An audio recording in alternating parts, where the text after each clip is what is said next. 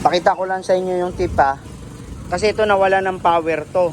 Walang RPM. Nag-testing kami ni Rembert ng karburador sa CDI. Wala pa rin power. Yung inikot ko yung magneto, may lumagatik. Sabi ko upod cam nito. Ito malalaman yung senyalis pag upod ng cam. Nakikita nyo yung rocker arm. Diba may ulo yan. Halos pumantay na yung adjustment to. Kasi nga upod na yung cam. So sagad na yung adjustment to. Tulak na sarad do. Tulak na turak. So diagnose namin talaga cam. Kasi abang iniikot ko yung yung magneto may pumipitik. Yun ang cause kung bakit minsan wala tayong power.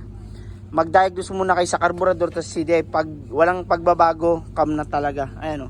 Nakita ko kagad sa adjustment ng rocker arm Ayan o, lubog na. Lubog na, wala nang may adjust. Sagad na. Ayan o. Ito, tama yung diagnose ko. Yung nabuksan na namin. Ito, ang nagiging problema sa mga ganito. Kasi ang tatanungin sa akin bakit nangyayari. Kaya ito nangyayari kasi nga napabayaan sa langis. Hindi naman sana napabayaan sa langis, hindi naman totally natuyuan, nakulangan sa langis. Kasi last time pumunta to sa amin, pag drain namin ng langis 30 ml na. So, kapag nakulangan kayo ng langis, itong epekto. Kasi itong metal cam na to hindi talaga pwede makulangan sa langis.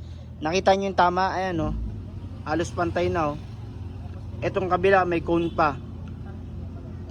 Cone type pa yan. Pero ito yung sa kabila, ayan pantay na, halos pumantay na Ang nangyari dito, parang 20 na lang yung takbo. Ayan. Tama yung diagnose ko, ayan makikita nyo. Ayan. Wala, panimbang na lang to. Ang nito, makikinabang, timbangan. Pero sa iba, ang gagawin lang nila to, paispatan nila to ng welding, tapos i-regrind. Ibebenta nila ulit. Sa akin, yung mga ganito, tapo na to. Kung may pambili ka ng pyesa, unli budget ka, palitan mo bago. Hindi na kailangan i-regrind. Kasi yung iba gagawin dyan, i-regrind lang to. So hinihintay namin yung pyesa. Yan, nag-order na yung customer. So ito, alaga ko to kaya ko siya ginawa kasi matagal ko na tong alaga. Tapos, bubuin ko na yung Mickey Mouse ko. Yan, abangan nyo na lang. Ngayon kami natapos. Ayan, cam nga, bumalik na yung dating takbo. Ang laki ng tama ng cam talaga. Kaya kayo, huwag kayong magpapakulang ng langis. Kahit hindi siya matuyuan ng langis, basta importante hindi siya makulangan ng langis. Okay na sobra langis makina nyo. Pero ang karga ko kasi 280. Tapos, pag loss compression yung makina, 250 lang. Pero ito 280 karga ko kasi bago naman piston Ayan. So, pinapainit lang namin makina. Pakita ko lang sa inyo yung binubuo namin na Mickey Mouse. Ito na yun. Pero binago ko yung concept ng kulay kasi para mabago man. Kasi ito dati pula, ginawa ko matte black. Yung mugs, ginawa ko matte black. Tignan nyo naman yung pagkakulay, spoon yellow. Ayan.